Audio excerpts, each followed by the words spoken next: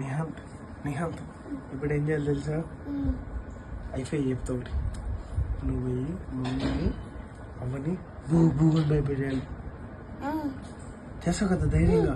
Okay అని చెప్పి వాళ్ళకి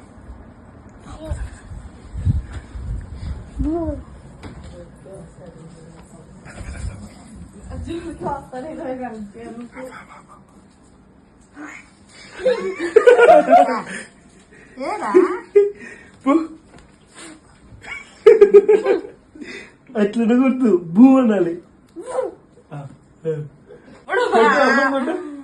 కొట్టు ఈ పక్కన ఈ పక్కన ఈ పని కొట్టు గిటిగా కొట్టు.